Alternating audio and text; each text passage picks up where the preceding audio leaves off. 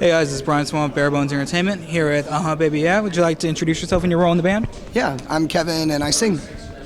So we followed you guys for a while now, and we know like it's been a little bit since you signed on with Revival. What was that kind of like for you getting on with them?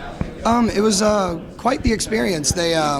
We went down to Raleigh, where they're based out of, and we ended up meeting up with Sean Milk from Alisana, the guy that owns the label, and he just really liked our band, and we dug the vibe that they kind of put off. It's more of like a family thing, very family-oriented, centered around the bands. They really care for the artists, which is great. So far, it's been all good things.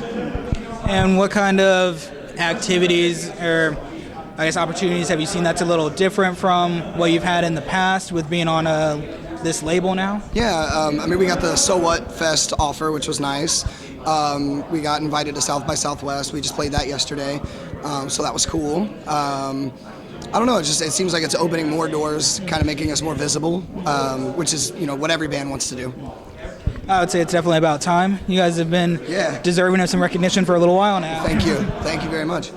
And you guys have experienced a few different tours and everything over your years. What's kind of been your most memorable tour? Honestly, this one.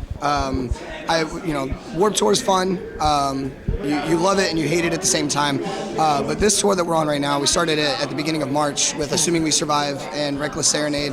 It's our album release tour because we just released Illuminasty a couple weeks ago.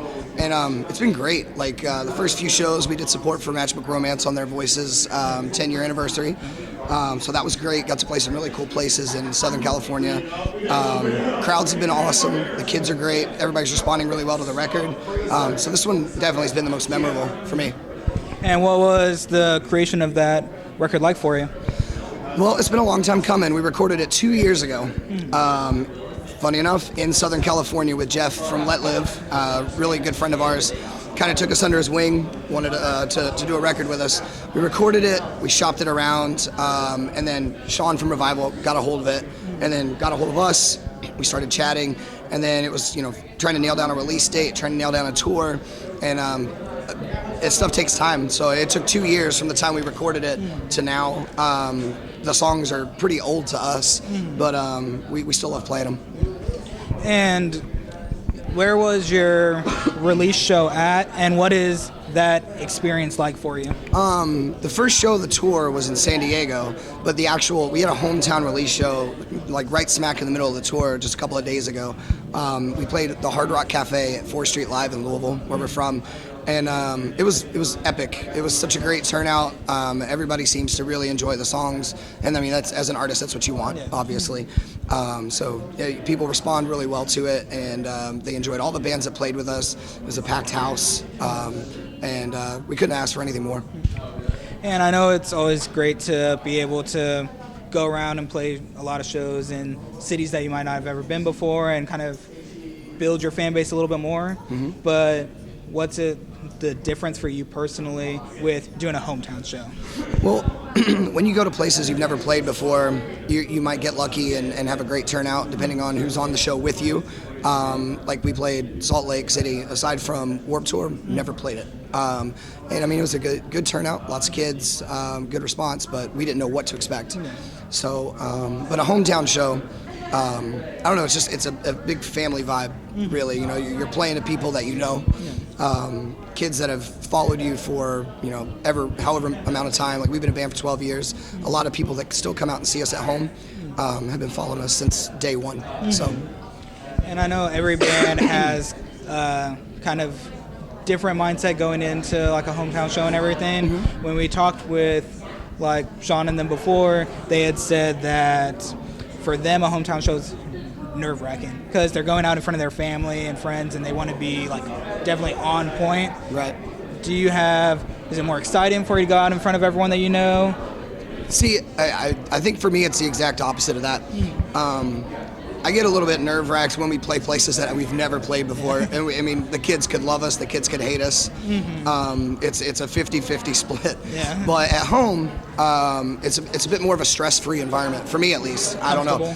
Yeah, it's comfortable. I know everybody that's there, and if there are new people who've never heard us before, that's a great thing. That means, you know, the hometown train is still chugging along. Yeah. But yeah, it's very stress-free. I get to, you know, spend time with my family. I get to see my friends and sleep in my own bed, which I got to do for one night only. But it's always a great feeling to just be at home, especially when you're on the road a lot. So it's kind of like your happy place. And you guys are pretty well known to be a fun band. You like to have fun with your fans, and you have a lot of fun on stage. Is that something that's kind of built over the years, or is that kind of your goal from the start, was just to be like a band that everyone can come up to and relate to? Well, much like any other band, like we kind of went through our transitional phase. We didn't really know what we wanted to do. We just loved playing music. We didn't know what we wanted to sound like. We changed genres probably more than any of us have changed underwear. But at the same time, like, I think once we kind of found our groove and realized that, you know, instead of taking all this time to like make sure we're dressed correctly, make sure that we sound perfect, make sure, you know, it became more about, I mean, if we're not having fun doing it, then what's the point? I mean, I could do anything else and not have fun, you know. I don't always have fun at my job either. But to me, like, just kind of letting go and doing what we do on stage and like interacting with the fans, which we say no fans, just friends, but interacting with our friends, people that listen to us. It's just, I don't know, it makes things a lot smoother for us because it's more natural. It's who we are. Yeah, I'd say it translates really well to your show. Like, people can tell that you guys are having fun out there, and I think it shows in the audience, their reaction, and it looks like everyone's just having a good time at your shows. Yeah, thanks, man. And you guys are actually playing the acoustic stage today, and I know you said that's a bit of a difference for you. It is. It's a bit different. We don't play acoustic very often. What do you kind of expect to bring to an acoustic performance that might be different besides the obvious aspect to your live show? I don't even know what we're gonna do, to be completely honest. It's gonna be a surprise to me, just like it is for you. Surprised. So yeah, we'll all be surprised together. And you guys were part of the Revival Records acoustic. What was that like for you? That was a different experience. We took a song that was completely not an acoustic song, and then kind of reimagined it and turned it into something that I think it ended up great. It was just, I wasn't expecting the way that it turned out. Like, John went into the studio to a click track and recorded guitar, and then Sean went in and played drums over top of it. Blake went in, did bass, and then I went in and laid vocals down. I had no idea where I was going with it, and it just kind of turned out really well. We were very happy with it. Yeah, I thought it turned out really well. Thank you. And you guys just played South by Southwest and then came down here for So What? What is that kind of process like for you? South by Southwest is a madhouse, but we had fun. This was our second year playing the Chugga Monkey, the loud music showcase, so that was cool. Everybody that ran it last year was running it again this year, so they remembered us, and I think our show this year was way better than it was last year. And great turnout, met a lot of new people who have never seen us before, and I think are instant family at this point, so it was really cool. And then 3-hour drive here wasn't too bad. And so here we are. It's really cold. All right. Is there any hope that, I know you said Illuminasty was kind of wrote and ready for a couple years. Are you already working on more music that you can talk about? Yes. We've been working on new music for probably the last year anyway. We've got quite a few songs under our belt, and we're just kind of picking and choosing where we want to go with it. We will be putting out a new record probably in the next year or so, like a full length. So be ready for that. And was there anything else you'd like to say to everyone out there? Yeah, pick up our new EP, Illuminasty, on Revival Recordings. You can get it on iTunes. You can listen to it on Spotify, Pandora, Google Play. You can download it.